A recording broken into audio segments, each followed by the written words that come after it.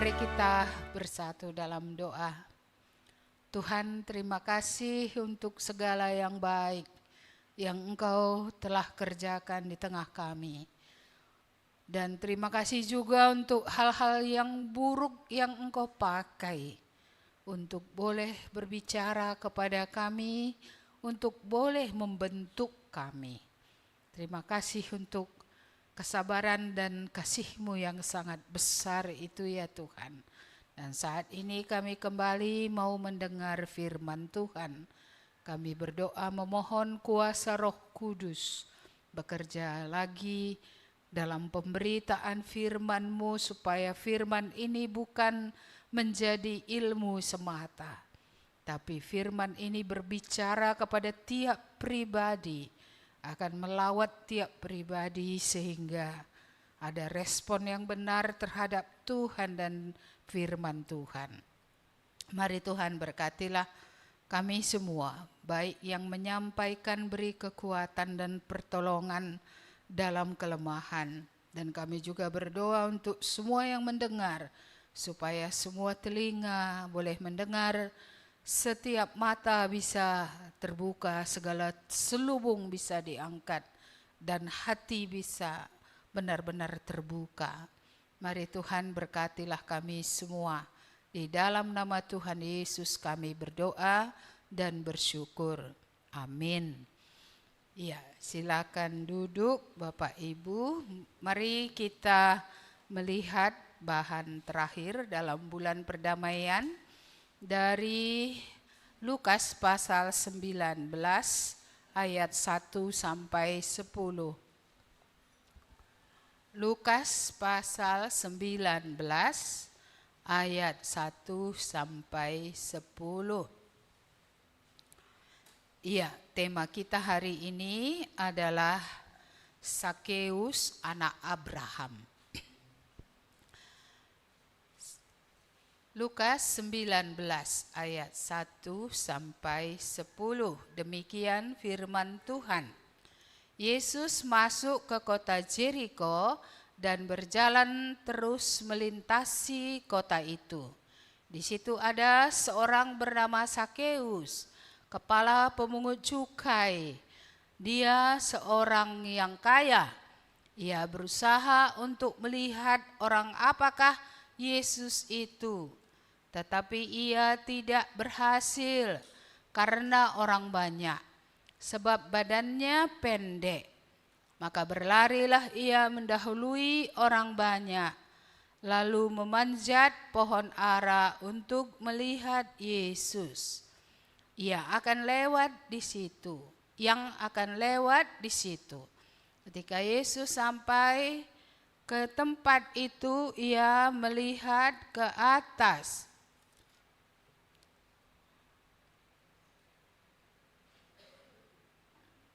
Iya, sebentar ya. Ia melihat ke atas dan berkata, Sakeus, segeralah turun, sebab hari ini aku harus menumpang di rumahmu. Lalu Sakeus segera turun dan menerima Yesus dengan sukacita. Tetapi semua orang yang melihat hal itu bersungut-sungut. Katanya ia menumpang di rumah orang berdosa. Tetapi Sakeus sendiri berdiri dan berkata kepada Tuhan, Tuhan, setengah dari milikku akan kuberikan kepada orang miskin. Dan sekiranya ada sesuatu yang kuperas dari seseorang akan kukembalikan 4 kali lipat. Kata Yesus kepadanya, hari ini telah terjadi keselamatan kepada rumah ini, karena orang ini pun anak Abraham. Sebab anak manusia datang untuk mencari dan menyelamatkan yang hilang. Ya, ini sudah sering kita dengar. Iya, kesan kita, ini kesan kita ya. Sakeus ini orang yang bagaimana sih? Ayo, boleh ngomong.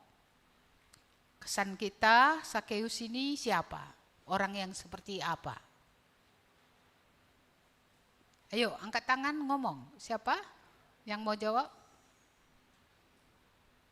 Kesan kita, Sakeus ini kesimpulannya orang yang seperti apa? Ya kan mudah pertanyaannya ini, kan anak sekolah minggu pun bisa jawab. Ya, ayo. Siapa mau jawab? Ya?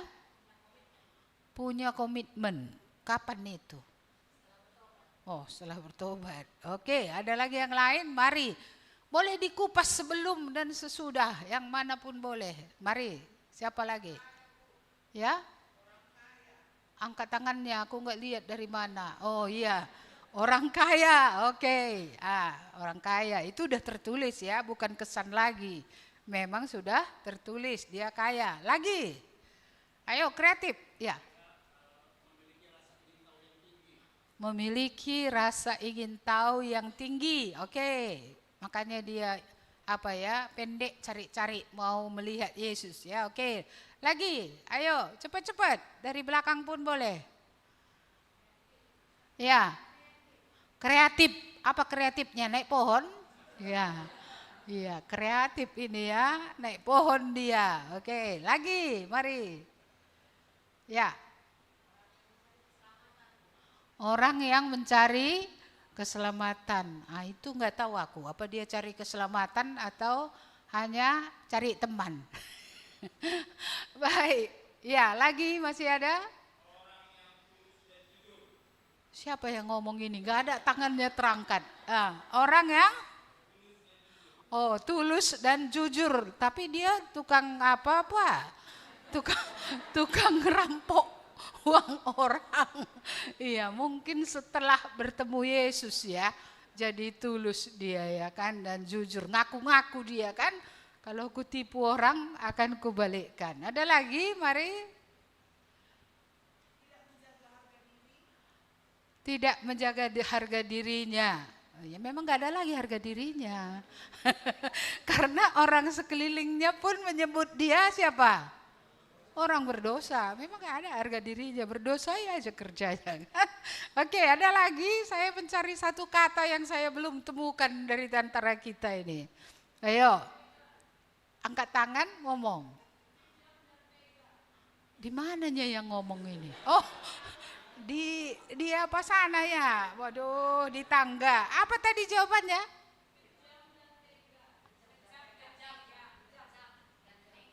Kejam dan tega. Di mana kejamnya, Bu? Iya. Karena dia merugikan orang lain. Berarti orang yang merugikan orang itu orang kejam ya. Nah, ada lagi, satu kata lagi. Ayo. Angkat tangan. Aku nggak tahu dari mana suaranya. Dari mana suaranya? Hah? Oh, di belakang. Iya, Pak. Apa katanya? Oh, pendek. Oh, itu jelas-jelas Pak, Alkitab udah tulis dia pendek. Lagi yang nggak ada di Alkitab, yang tidak tertulis tapi tersirat tentang dia. Ayo, ada terakhir? Ya, rendah hati. Di mana pula rendah hatinya dia ya? Oh, dia berkuasa dan berpengaruh. Aku nggak tahu di mana dia rendah hati. Oh, naik pohon itu kali ya. Masa orang berkuasa, pejabat kan gitu ya kan? Iya, dia naik pohon, rendah hati. Tadi kreatif itu ya. Oke lah. Kayaknya nggak ada orang menemukan yang saya ingin ini. Iya, ini saya bayangkan Sakeus ini punya rumah besar, ya kan? Iya, punya segala-galanya di dalamnya. Iya, apa yang tidak ada padanya. Dia tidak punya relasi dengan siapa-siapa. Dia itu kesepian. Ini Pak Tua pejabat kaya, punya harta tapi sepi. Iya, ada orang kesepian sini. Karena ada juga orang sepi di tengah orang ramai, iya kan? Ada orang kesepian di tengah keberadaan yang sebenarnya secara materi tidak ada yang kurang. Dia ini kesepian. Maka dengar info, entah dari manalah dia dengar info ini. Ada orang yang mau berteman dengan siapa? Orang berdosa. Mungkin banyak cerita tentang Yesus bergulir di masyarakat gitu. Jadi iya, mungkin ada pengharapannya, ya kan, orang seperti aku ini, karena masyarakat menolak dia. Kalau lewat Sakeus bukan disapa, selamat pagi Pak Sakeus gitu, enggak. Gitu kan lewat. Kan gitu ya. Enggak pala ada orang yang mendekat-dekati dia untuk cerita Injil pun enggak ada. Ya, dia itu hidup menyendiri. Semalam ketika keluar ya, saya ikut ke GMI itu sebentar untuk perayaan ulang tahun OMF itu. Ya, saya ajak anak muda ini, si Joye, si Josephine, bersama dengan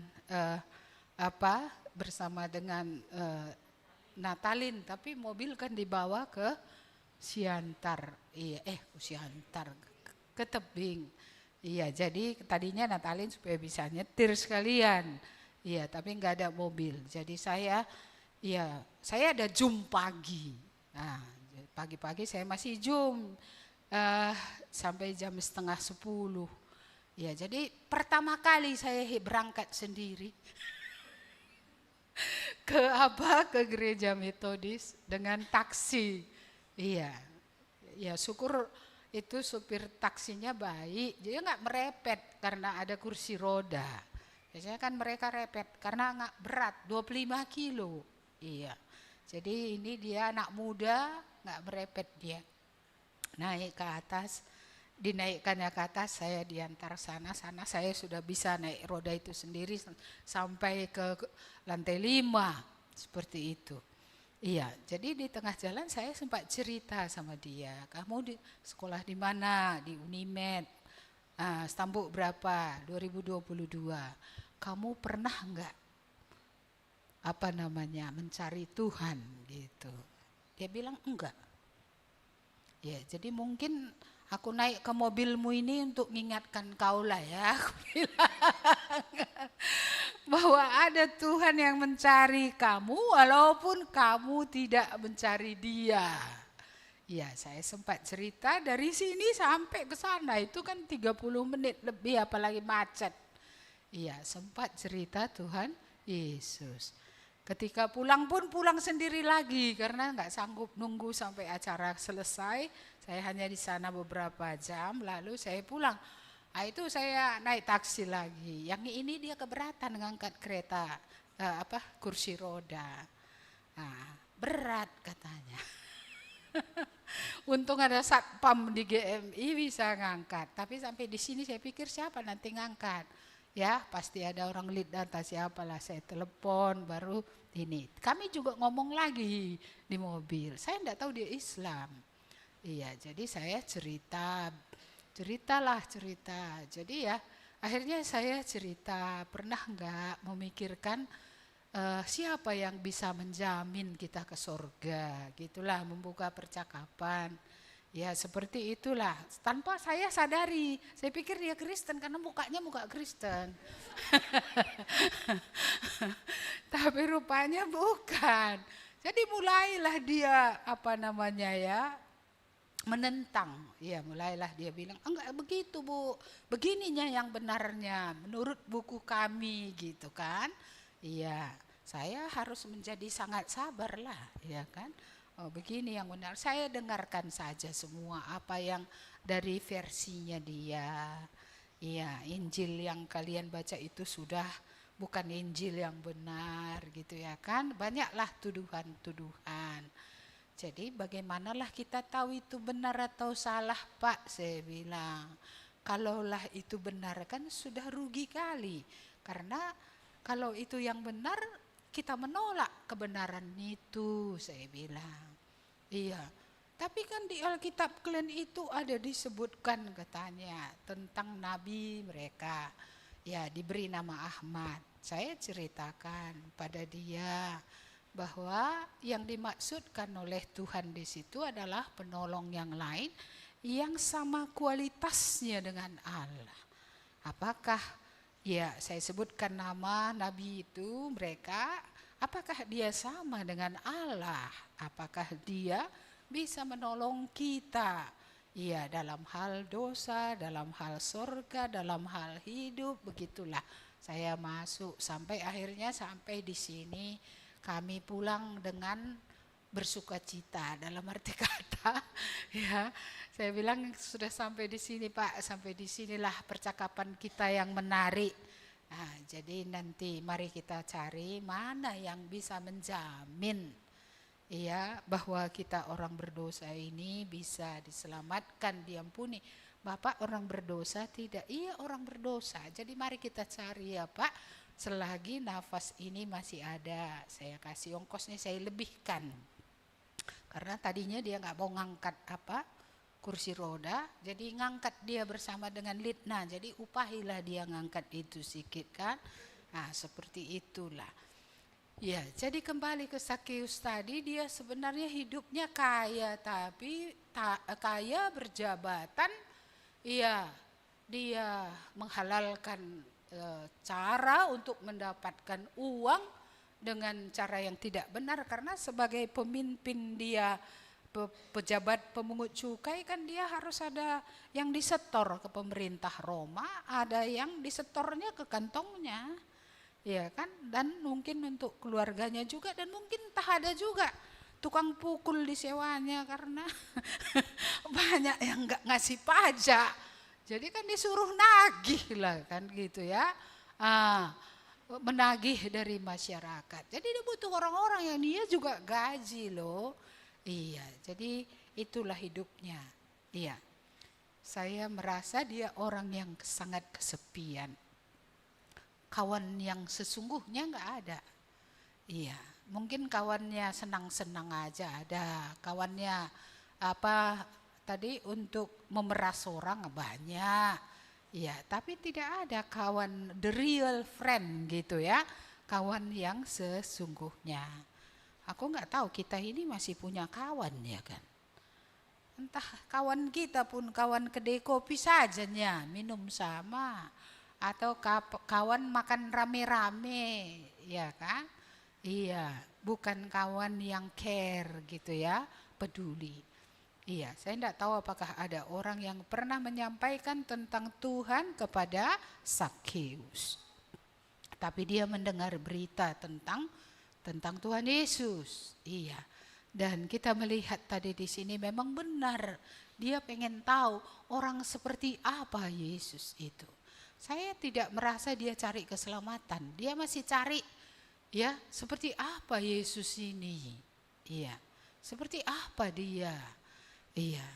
Dan dia artinya apa ya, buntu. Mengapa buntu? Terlalu pendek badan. Kalau tadi dia orang yang baik, ya dia terhormat, mungkin orang bilang Pak Sakeus, ayo dari sini ke depan gitu kan. Iya, tapi karena dia dianggap orang berdosa, ya kan. Semua orang nggak pala menyukai dia, ya siapa yang mempersilahkan dia maju ke depan? Nggak ada lah. Jadi walaupun diusahakannya gitu ke depan untuk bisa melihat Yesus, nggak bisa. Ya, tapi otaknya memang jalan ya, otaknya jalan. Yesus akan lewat dari mana? Oh, Yesus lewat dari sana. Oh, pasti dia akan melewati pohon itu. Maka berlari-larilah dia duluan ke depan. Iya, pejabat naik pohon. Iya, inilah tadi yang tidak mempertahankan harga diri. Memang harga dirinya nggak ada kok. Apa mau dipertahankan? Orang pun sudah menganggap dia semua orang berdosa kok. Iya, jadi kalau orang lihat dia, orang berdosa. Lihat dia orang berdosa gitu ya. Iya, jadi larilah dia, naiklah dia ke atas pohon itu dan duduklah dia nenggek di sini, di situ menunggu untuk melihat orang seperti apa kini Yesus itu. Iya, ini satu usaha yang luar biasa ya, untuk melihat orang apa Yesus itu, rasa ingin tahunya, mengenal Yesus itu dalam ya. Dan syukurlah Yesus ini memang bukan manusia biasa saja seperti yang dikatakan orang lain, dia hanya nabi. Yesus ini memang Tuhan, dia Allah ya. Sehingga orang lain itu yang banyak nggak tahu ada Sakeus di atas pohon. Tapi Yesus adalah Allah yang maha mengetahui, yang datang ke dalam dunia jadi manusia. Jadi dia tahu ada orang di atas sana. Ada orang yang rindu untuk melihat dia, mengenal dia. Dan dia sendiri yang bicara, bukan Sakeus yang bicara. Iya, bukan Sakeus. Yang bicara siapa? Tuhan. Karena Tuhan kan mencari manusia. Jadi Tuhan tahu ya. Sakeus ini ingin mengenal dia. Tuhan yang ngomong loh. Sakeus, namanya pun dia tahu kapan kenalannya.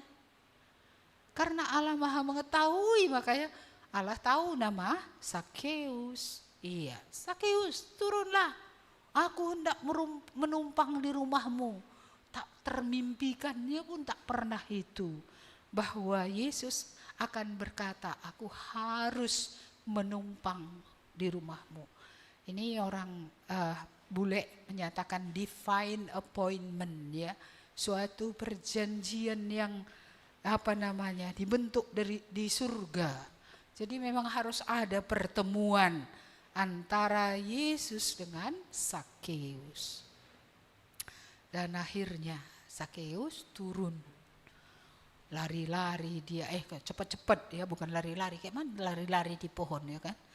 Iya, cepat-cepat dia turun. Lalu kemudian dia membawa Yesus ke rumahnya. Iya. Aturannya kan bersukacita ya, ada orang berdosa yang artinya Yesus tidak keberatan ke rumahnya. Iya, tapi Yesusnya nggak keberatan, yang lain keberatan. Ngapain dia? Katanya dia nabi atau katanya dia Tuhan, kok mau ke rumah si Sakeus orang berdosa? Orang berdosa itu kan untuk dihindari ya kan, untuk dijauhkan. Ini Yesus kok mau ke rumahnya? Ke rumahnya mau ngapain? Dia orang berdosa. Iya, ini disinilah kita melihat penolakan mereka terhadap Sakeus tadi. Manusia bisa menolak Sakeus, tapi Tuhan tidak. Karena Tuhan memang datang untuk mencari dan menyelamatkan yang hilang. Dan Tuhan jelas-jelas tahu Sakeus ini labelnya hilang. Iya, dia itu hilang. Tapi dia dicari oleh Tuhan. Jadi ketika dia mau membawa Tuhan ke rumahnya, bukan saja Sakeusnya yang senang, Tuhan pun senang untuk bisa pergi ke rumah Sakeus. Pendek kita buat ceritanya, Sakeus bukan saja menerima Yesus di rumahnya, tapi dia juga menerimanya dalam hatinya, dalam hidupnya. This is the turning point. Inilah titik perubahan daripada hidup Sakeus. Karena ada orang tidak membuang dia, karena ada orang yang mengasihi dia, karena ada orang yang mencari dan menyelamatkan dia. Ya, itulah Yesus yang datang ke rumahnya. Kedatangan Yesus ke rumahnya membawa suatu perubahan besar. Itu bukan bagi hidup Sakeus saja, tapi juga bagi hidup keluarganya. Sekalipun semua orang lain tidak berubah. Tetapi Sakeus mengalami perjumpaan ini menghasilkan suatu perubahan baru. Titik balik dari kehidupannya yang lama kepada kehidupan yang baru. Oleh karena Yesus datang tadi ke rumahnya membuat perbedaan. Iya. Ada suatu perbedaan yang terjadi yang radikal pada waktu pertemuannya dengan Tuhan. Iya, kita tahu dulu bisa dikatakan tuannya adalah uang. Iya, tuannya adalah jabatannya. Menyenangkan hati Roma, menyenangkan hati orang-orang yang segrup lah dengan dia. Tapi di sini kita melihat satu titik balik. Ya, uang yang dulu adalah segala-galanya yang membuat dia menghalalkan cara-cara yang mungkin kurang baik ya pada waktu ya dia menjabat. Iya, tapi di sini kita melihat uang itu bukan lagi segala-galanya. Apa yang terjadi? Sakeus berkata, setengah dari kekayaanku. Kekayaannya ini mungkin dua sumbernya. Mungkin adanya kekayaannya itu yang bukan hasil dari rampasan. Iya, tapi ada kekayaan ini hasil rampasan. Iya, dan dia berkata setengah dari hartaku. Itu kan berarti memiskinkan dia ya. Sekarang kalau dulu kekayaan ini everything, segalanya. Sekarang dia memiskinkan dirinya untuk bisa membagikan uang yang ada padanya kepada orang-orang yang membutuhkannya.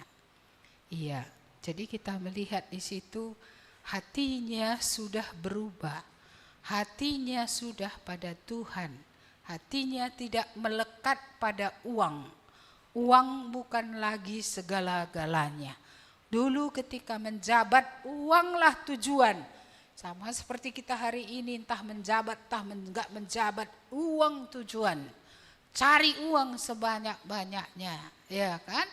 Iya, dan tidak ada tempat bagi Yesus.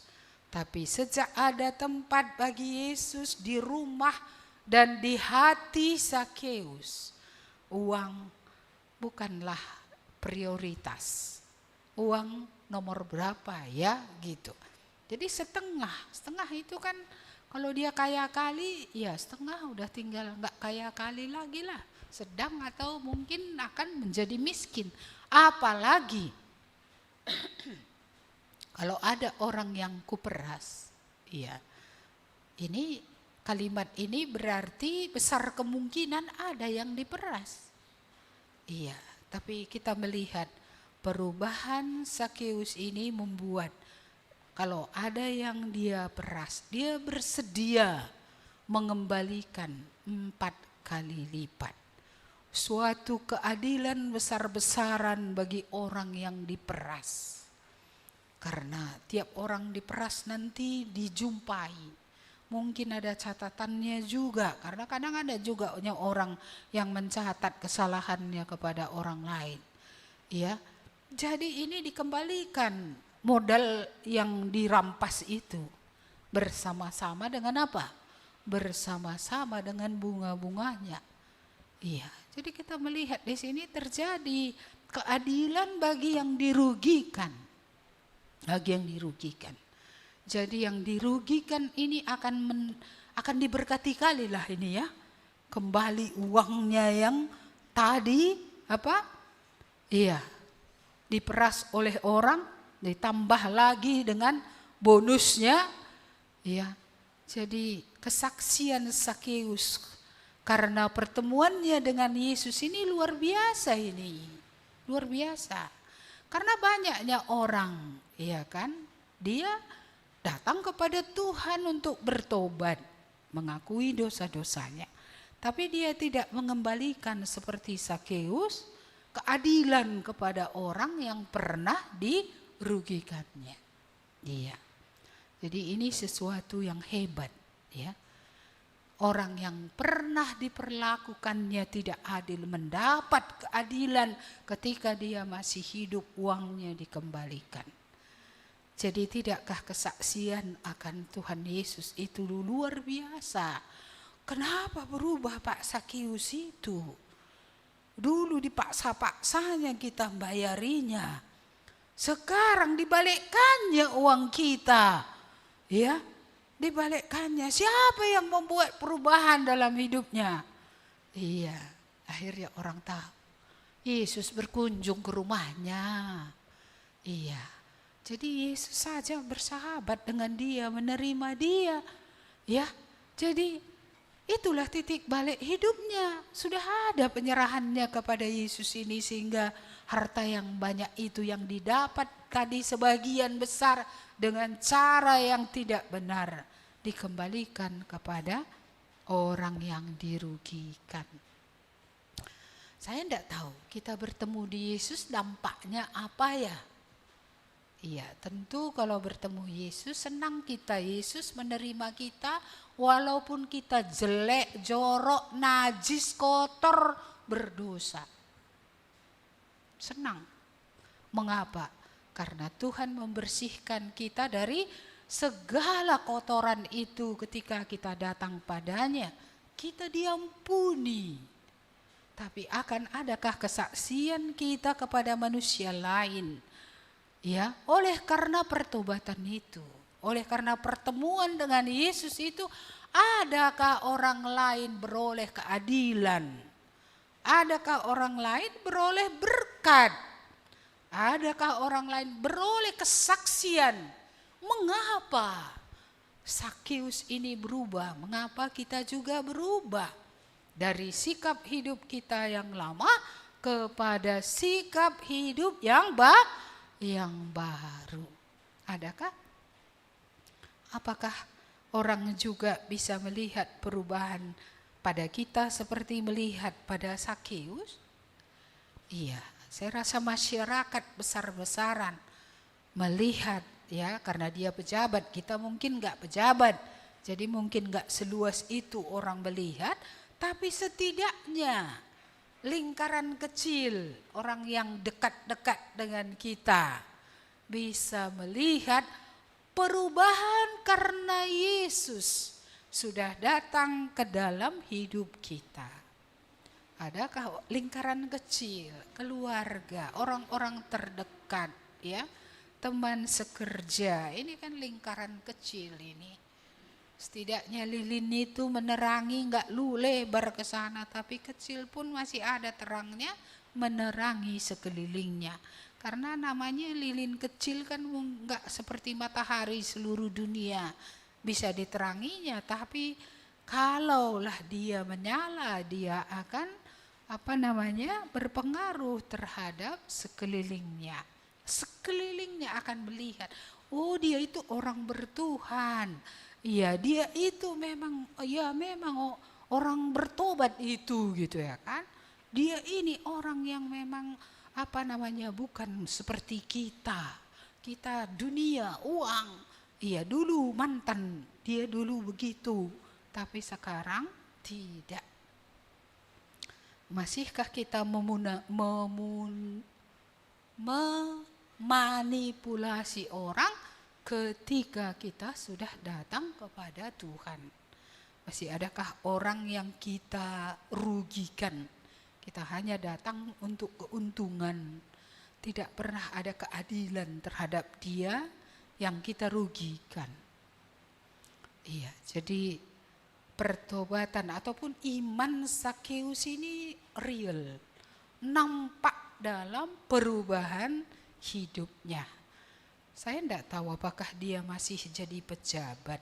Kurasa enggak lagi. Mengapa? Iya, kalau dia mungkin enggak lagi memeras, mungkin enggak bisa dibayarnya tukang pukulnya. Iya, dan sikap hidup sedemikian, apakah itu masih benar bagi orang yang percaya kepada Yesus? Iya, kemungkinan Sakeus ini ganti profesi ini ya. Iya, jadi ada orang karena Yesus kadang-kadang memang harus ganti profesi. Karena profesi yang ini tadi tidak bisa membuat terangnya itu bercahaya, walaupun hanya bercahaya seperti lilin hanya sekitar. Nggak bisa. Iya, nggak bisa. Tapi kalau masih bisa dalam pekerjaan itu menjadi benar di situ, terang itu bersinar, that's okay, pertahankan. Tapi kalau pekerjaan itu membuat kita tidak bisa benar, tidak bisa memuliakan Tuhan, tidak bisa kita tadi berkeadilan kepada orang di sekitar kita, ya, maka ya harus sungguh-sungguh lagi berdoa. Karena dulu ada satu ibu dari latar belakang kuasa gelap ya dilayani, bertobat, tapi ada satu yang gak selesaikannya. Penyembahan berhalanya itu satu-satu diakuinya, tapi ada satu lagi yang tidak diakuinya. Apa itu? Cari duit dengan dengan kusuk, kusuk kegelapan. Iya, jadi asal dikusuknya orang menggugurkan, dia dapat duit gitu kan. Iya, dia tidak ingin kehilangan mata pencaharian itu. Saya bilang, tidakkah Allah lebih besar bisa menyediakan hal lain yang bisa ibu kerjakan? Tuhan itu besar. Dia punya cara-cara provide yang benar gitu ya, supaya bisa kamu nanti hidup tidak meminta-minta.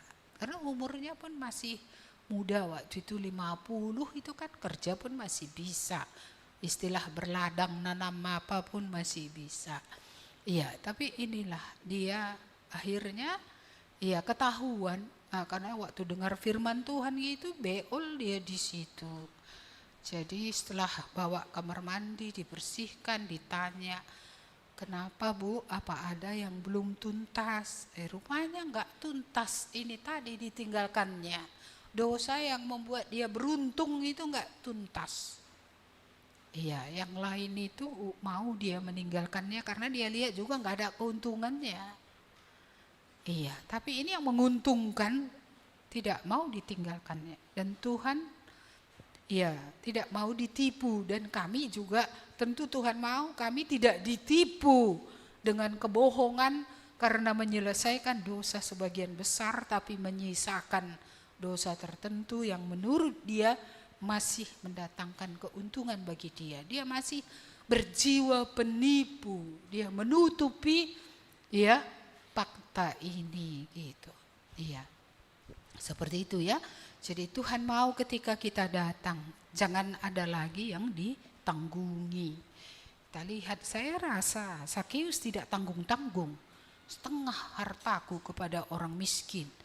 Emang dulu di mana dia pedulinya sama orang miskin ya kan?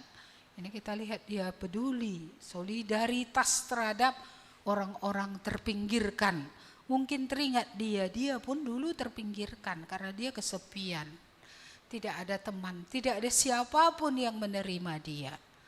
Iya, tapi kemudian setelah Tuhan menerima dia mungkin ada dalam hatinya hati terhadap orang-orang yang terpinggirkan juga seperti dia dulu, walaupun kasusnya berbeda karena dia terpinggirkan dalam keadaan kaya, tetapi orang lain terpinggirkan karena kesulitan kehidupan.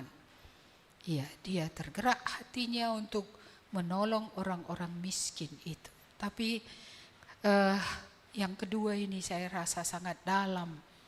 Iya, betapa bersyukurnya orang-orang yang menerima keadilan itu ya. Bagaimana mereka diberikan kembali hak mereka. Bahkan bonus dari hak itu pun dikembalikan. Mereka melihat kesaksian hebatnya apa yang dibuat Yesus dalam hidup Zakeus. Maunya kalau kita bertobat gempar ya. Walaupun gemparnya enggak satu kampung gitu. Kalau satu kampung ya puji Tuhan. Iya, gempar mengapa? Karena orang melihat. Oh, kok berbeda si Nuah Dai. Ya, sungguh sudah berbeda. Iya, dulu tahu katanya. Uang aja itu dipikirkannya katanya. Sekarang tengoklah. Udah Tuhan di hatinya. Uang pun tak terikat lagi dia, miskin gak menjadi masalah baginya, tinggal cukup-cukup saja pun tak apa-apa. Dia membagikan hartanya bagi orang miskin. Dia inilah keadilan yang menyembuhkan ya. Karena kemudian mereka kan iya ya, kok bisa dia gitu ya? Kita pun mau juga lah kenal Yesus itu, katanya kan bisa. Iya, jadi bisa saja orang-orang yang dikembalikan kerugian-kerugiannya itu mendapat kesaksian yang baik, dan itu membuat dia rindu datang kepada Yesus. Menurut kita bertobat gak Zakeus ini? Bertobat ya. Lah kidah melala seorang tuh Jadi lapa dah kelake, nggak usah orang, kamu dulu. Sudah bertobat ya kamu? Sebesar apa dampaknya? Selebar apa? Mungkin nggak lebar kali ya.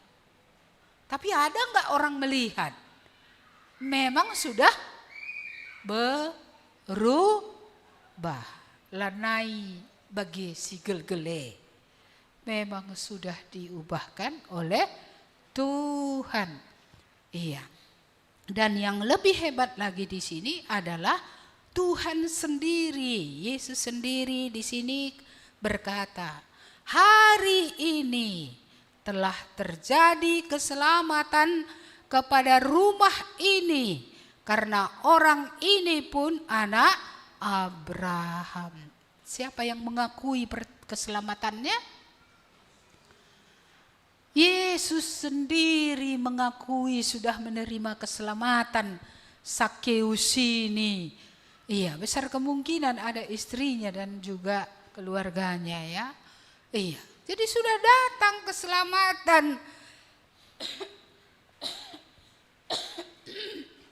Kepada rumah itu, kepada orang-orang yang ada di dalam rumah itu. Dan Yesus mengatakan anak ini ya Sakeus ini anak Abraham. Kenapa dibilang anak Abraham? Kan bukankah memang secara keturunan orang Yahudi itu keturunan Abraham? Tapi yang dimaksudkan di sini anak Abraham bukan lagi secara darah, tapi anak Abraham yang dimaksudkan di sini adalah anak Abraham secara iman. Jadi Yesus mengakui iman Sakeus ini ya sama dengan iman nenek moyangnya Abraham yang percaya kepada Allah. Iya, Abraham sanggup meninggalkan Ur Kasdim, penyembahan berhala bapaknya, hidupnya yang lama untuk percaya kepada Tuhan dan tunduk kepada Tuhan, ikut kemana Tuhan suruh pergi. Ini juga ya, Sakeus ini tidak melekat lagi pada masa lalu itu, ya, jabatannya itu, uang yang diperolehnya dengan mengandalkan ya palu, ya, kita melihat suatu perubahan yang ajaib, meninggalkan hidup yang lama untuk menerima Yesus dan hidup dalam hidup yang baru. Jelas ya? Ada suatu perubahan yang radikal, yang hebat. Iya, jadi perubahannya ini saya rasa sangat mendasar. Karena apa yang paling melekat, itulah yang dilepaskan. Iya, melekat tentu pada Abraham. Kutana, negerina, rumah bapaknya, saudaranya. Ya pasti itu melekat semua itu. Tapi semua yang melekat, lepas, akhirnya gimana? Ya mengikuti Tuhan dengan taat. Walaupun belum ada map, belum ada peta di mana sih tanah Kanaan itu. Negeri yang dituju itu kayak apa? Nggak tahu. Tapi karena Tuhan yang memerintahkannya, dia taat saja. Seperti itulah ini pada Sakeus. Kalau setengah tadi sudah sama orang miskin, kan tinggal setengah. Lalu entah berapa banyak diperas, dibalikkan pula 4 kali lipat. Berapa lagi yang tinggal? Nggak tahu kita, besar kemungkinan tinggal nggak ada lagi atau tinggal sedikit. Tapi apakah itu menjadi masalah bagi Sakeus? Demi keselamatannya nggak peduli dia dengan uangnya. Apakah kita masih peduli dengan uang dibandingkan dengan keselamatan? Untuk bisa diterima Tuhan, untuk bisa diselamatkan, diakui oleh Tuhan. Ini juga anak Abraham. Masihkah kita pentingkan apa yang dulu penting bagi kita? Ataukah kita sudah pindah? Iya, bukan yang dulu itu lagi yang terpenting, Tuhan. Dan Tuhan akan memelihara aku ke depan dengan cara yang lebih benar. Bukan dengan cara-cara yang salah. Oke, berapa persen kita di gereja ini mengaku bertobat? Banyak ya? Iya, kayak anak sekolah minggu kita dulu yuk. Siapakah yang mengaku sudah percaya kepada Tuhan? Coba angkat tangan, tinggi-tinggi dulu. Saya mau lihat persennya dulu. Iya. Kayaknya kalau kayak gini kan berarti kan terangnya itu udah lebar. Karena tiap orang tadi walaupun sekedar seperti lilin, terangnya ada lebarnya sekian. Lalu sekian puluh orang. Iya kan? Iya, lebarnya berarti lebih lebar ya kan pengaruhnya. Ya, menjadi pertanyaan, emang hidup itu berpengaruh dengan orang lain? Inilah yang dibawa pulang dengan kepala pusing. Ku bilang aku bertobat, tapi pengaruhku nggak ada. Ini kayak mana ini? Iya, nggak ada. Sakius tadi barusan pun terjadi, udah nampak langsung. Apa perbedaannya? Bagaimana hatinya tidak uang gitu ya. Kamu kan hati itu tidak uang ya. Tapi kemana hati itu melekat? Langsung nampak perbedaan dalam hidup Sakius ini. Langsung nampak juga hatinya berbelas kasihan kepada orang miskin. Nampak juga dia, aku mau berkeadilan. Kalau ada dulu yang kurugikan, kubalikkanlah. Ya, supaya mereka melihat Tuhan. Supaya mereka juga seperti aku. Aku sudah menerima anugerah. Mereka pun akan menerima anugerah. Iya, hari itu saya rasa setelah Sakius pergi ke rumah-rumah, membalikkan uang sukacita di rumah itu luar biasa ya. Iya, inilah yang Tuhan perbuat. Sakius itu ya Tuhan kunjungi, hidupnya berubah. Hebat Tuhan Yesus itu. Yuk kita cari tahu siapa dia. Kalau Sakius yang berdosa pun diampuninya, kita pun berdosa, kita pun bisanya diampuninya. Iya, percayalah kepada Tuhan maka engkau akan selamat. Iya. Dan orang yang selamat tidak mungkin tidak ada perubahan. Tidak mungkin. Iya. Justru tindakan atau buah iman itulah bukti bahwa sudah diselamatkan. Sehingga Yesus sendiri, bayangkan bukan orang lain. Yesus sendiri mengakui ini sudah anak Abraham ini. Sudah sama dia dengan Abraham. Dia sudah punya iman. Sudah ada buah imannya.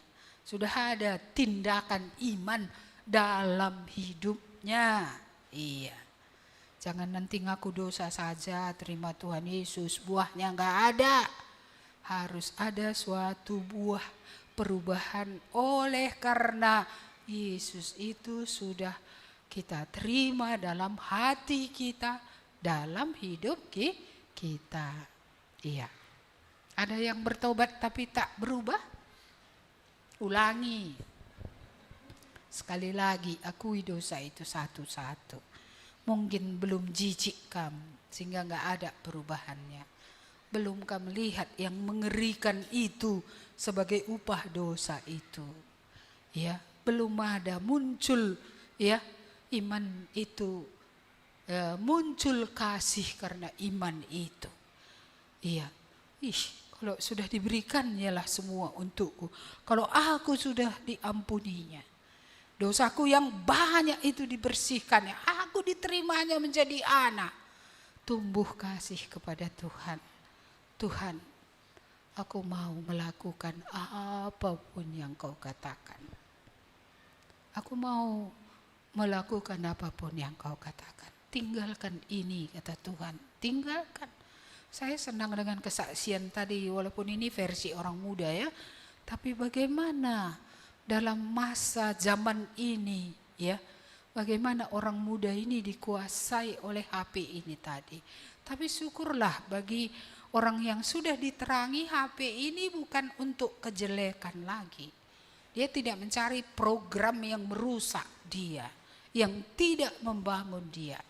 tapi dia mencari program yang bisa membangun dia, membuat hidupnya lebih benar, lebih dikuduskan Tuhan. Iya, jadi jangan lihat HP untuk bukan menguduskan, bukan membangun. Lihat untuk membangun. Jadi boleh enggak kita hidupkan HP? Bisa, pasang lagu rohani waktu kamu enggak bisa tidur. Perdengarkan khotbah-khotbah yang baik, jangan pula khotbah yang sesat. Iya kan, ketika kamu enggak bisa tidur. Iya. Karena sekarang ini kan banyak entah apa saja diperdengarkan orang. Tapi apakah itu Alkitabiah? Apakah itu benar-benar membawa kita kepada ketaatan kepada Tuhan, kepada pengudusan, kepada hidup untuk lebih lagi melayani Tuhan, memuliakan Tuhan. Saya memang makin menyadari metode penginjilan abad ini harus ada perbaikan. Injil tetap sama. Injil nggak akan berubah. Hanya Yesus Kristus dan tidak adalah yang lain jalan ke surga. Hanya Yesus yang mati untuk pengampunan dosa. Tapi menyajikan ini, metode ini kita berhadapan dengan dunia pada zaman yang berbeda. Zamannya saya nggak ada HP ini. Ya kan, story lewat itulah kami diajari kebenaran. Tapi untuk generasi ya Z ini, bahkan generasi apa tadi, dunia maya, ya kan, ini harus ada metode tersendiri untuk bisa menjangkau mereka. Saya senang kalau tim IT ini membentuk suatu grup ya untuk memikirkan bagaimana GKMI Kasih Anugerah bisa menjadi berkat melalui media. Karena yang ada hari ini sebenarnya khotbah itu supaya mengulang lagi. Itunya cuman yang kita buat gitu ya kan. Terus ada siapa si Natalin buat dengan Bapak Sam Grace Grace for Save by Grace. Itu mereka buat kalimat-kalimat yang dikirim dan akan seperti algoritma tadi lah. Kalau itu kita munculkan ada orang like, akan like nanti itu sampai kemana-mana. Iya, jadi itu akan berpengaruh kepada orang walaupun kita tidak pernah tatap muka secara langsung. Jadi harus ada metode penginjilan yang baru. Iya, Injil tetap sama, zaman berubah, metode harus kita berdoa lagi memohon kepada Roh Kudus supaya ada metode baru yang kita bisa pakai. Jadi WA ini tidak sia-sia, bukan untuk berita saja. Ini bisa untuk memberitakan kabar baik. Satu kalimat yang sangat menentukan, yang kita sungguh-sungguh doakan, yang kita kirimkan kepada orang lain. Dan ini akan nanti mengalami like, lalu kemudian itu dikirim lagi. Pengaruhnya kita tidak tahu. Sehingga mungkin akan ada di belahan dunia lain bertobat lewat apa yang kita lakukan, ministry lewat media ini. Ya, jadi metode klasik ini pun nggak mungkin kita lupakan. Kita tetap juga PI pribadi, tetap juga kita ada PA kelompok. Ya kan, ini targetnya orang yang begini. Nah, tapi target yang lain-lain yang tidak bisa dijangkau lewat classical system ya, cara-cara kita yang biasa bisa dijangkau lewat media. Jadi kalau misalnya buka HP jangan lagi untuk berdosa, jangan lagi menghabiskan waktu tak berguna, tapi pikirkan media ini bagaimana ini untuk kemuliaan Tuhan bagi pekerjaan Tuhan. Ya, Save by Grace itu banyak saya rasa followernya, puluhan ribu kalau saya nggak salah. Iya, dulu dimulai oleh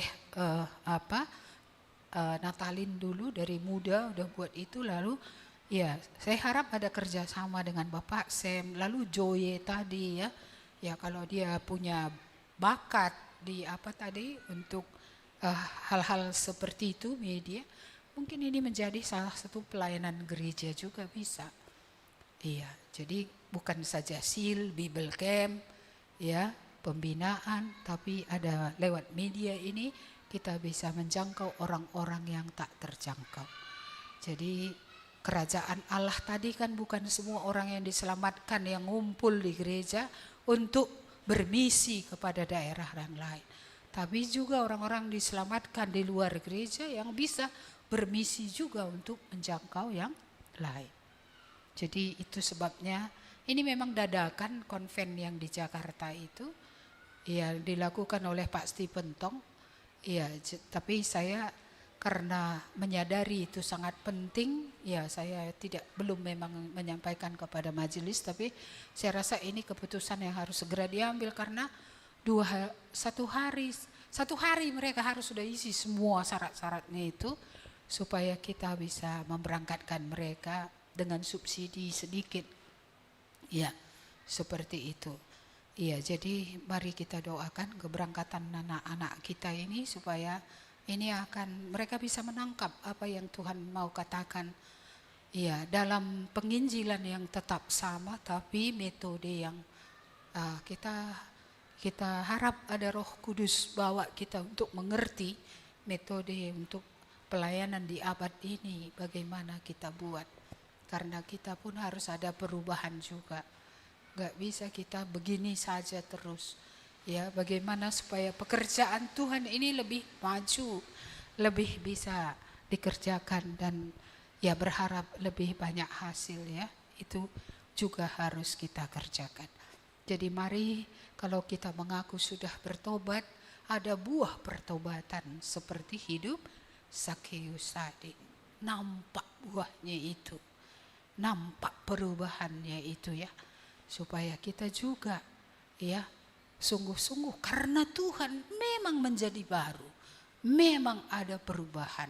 Hidup kita akan memancarkan terang Tuhan, orang lain akan melihat perubahan itu, orang lain akan melihat Tuhan dan diselamatkan oleh Tuhan. Amin. Mari kita berdoa. Terima kasih Tuhan atas firman-Mu yang sudah sering kami dengar ini. Sebenarnya di tengah kami banyak orang yang sepi. Tanpa manusia lain, bahkan tanpa Tuhan. Kiranya Roh-Mu yang menolong kami supaya kami memiliki kepekaan seperti Yesus Tuhan kami. Supaya kami sungguh peduli dengan orang-orang yang hilang. Dengan orang-orang yang sepi, orang-orang yang sebenarnya mencari dalam hidupnya ya Tuhan. Sama seperti Engkau datang untuk mencari dan menyelamatkan yang hilang. Biarlah Tuhan Roh yang sama ada pada kami, supaya setelah kami diselamatkan, kami juga ada mencari, ada hati yang ingin membawa orang lain kepada keselamatan. Terima kasih Tuhan, bagaimana Engkau menemui Zakheus ini di jalan hidupnya dan bagaimana Engkau tidak menolak dia. Engkau datang ke rumahnya dan juga akhirnya datang ke dalam hidupnya, ke dalam hatinya, dan Engkau menjadikan dia ciptaan baru. Sehingga kalau dulu melekat dia kepada dunia ini, tapi dunia ini enggak berarti lagi baginya. Karena Engkaulah Tuhan yang sungguh berarti baginya. Tuhan yang menerima dia. Tuhan yang tidak menghakimi dia. Tuhan yang mengampuninya. Menjadikannya sungguh baru. Kami bersyukur melihat hebatnya apa yang bisa dibuat Tuhan. Sehingga apa yang berguna dan penting di masa lalu tidak lagi itu yang terpenting di masa kini. Dan dia merelakan hartanya untuk orang-orang yang membutuhkannya. Orang yang terpinggirkan seperti dia. Walaupun mungkin tidak terpinggirkan secara sosial seperti dia karena dia kaya. Tapi orang-orang yang secara sosial juga ditolak oleh masyarakat. Kami berdoa supaya hati kami juga tidak melekat pada entah apapun yang melekat selama ini. Dan kami boleh memperhatikan apa yang diperhatikan oleh Tuhan. Tuhan memperhatikan orang-orang yang sengsara, orang yang terpinggirkan dan miskin. Dan itulah yang dilakukan oleh Sakeus. Dan kami juga bersyukur melihat kesaksian yang luar biasa. Karena kalau ada orang yang diperas, dirugikannya, Tuhan dia mau melakukan yang benar. Mengembalikan hak orang itu bersama-sama dengan bonusnya. Sehingga orang yang diperlakukan dahulu tidak adil itu sekarang sudah melihat keadilan. Mereka melihat juga Tuhan. Oleh karena kesaksian hidup daripada Sakeus ini. Kiranya kami juga Tuhan boleh memperdulikan apa yang diperdulikan Tuhan. Dan kalau ada orang yang sudah memang kami rugikan dalam hidup ini, supaya terjadilah membayar keadilan, rekonsiliasi, supaya ada perdamaian, ada perubahan. Ya, hutang itu dibayarkan dan akhirnya Tuhan akan dimuliakan. Orang lain akan melihat terang dalam hidup kami seperti melihat dalam hidup Sakeus. Terima kasih juga Tuhan. Kami bersyukur untuk di sini Tuhan sendiri yang mengumumkan. Tuhan sendiri mengakui orang ini adalah anak Abraham. Sakeus sudah menjadi Abraham yang percaya, seperti Abraham yang percaya. Iman Sakeus sama dengan iman Abraham. Iman Abraham yang meninggalkan dan mengikuti Tuhan juga ada pada Sakeus yang meninggalkan hartanya dan mengikuti Tuhan. Terima kasih Bapa, kami bersyukur kiranya Roh-Mu yang kudus meneruskan firman-Mu ini sembari kami menguji diri. Apakah sudah terjadi yang baru dalam hidup kami setelah kami menerima pengampunan Tuhan, setelah Tuhan menerima kami menjadi anak. Biarlah Roh-Mu yang terus membaharui kami supaya kan nampak memang adanya bedanya setelah kami mengikuti Tuhan. Terima kasih Bapa, kami bersyukur untuk anugerah keselamatan yang Tuhan karuniakan kepada Sakeus. Tuhan juga mengaruniakan keselamatan kepada kami, kami bersyukur. Kalau masih ada di antara kami ini yang masih seperti Sakeus, yang belum mendapatkan keselamatan, kiranya turunlah kemurahan Tuhan ketika hati mereka mulai ingin mengenal Tuhan, supaya sungguh mereka juga sampai kepada keselamatan itu. Terima kasih untuk berkat terbesar ini ya Tuhan. Dan sebentar kami akan pulang dari tempat ini. Tuhan mau kami bersinar terang. Entah hanya luas lilin atau lebih luas dari itu. Tapi biarlah hidup kami akan berpengaruh kepada orang-orang di sekeliling kami. Kiranya pertolongan dari Allah di dalam Kristus Yesus, pertolongan dari Roh Kudus atas kami semua, mengokohkan kami agar kami sungguh-sungguh bersinar sebagaimana yang Tuhan inginkan, agar ketika Tuhan melawat orang di sekeliling kami, mereka sampai kepada keselamatan. Terima kasih Tuhan, di dalam nama Tuhan Yesus kami berdoa dan memuji Allah. Amin. Kepada Allah beri puji.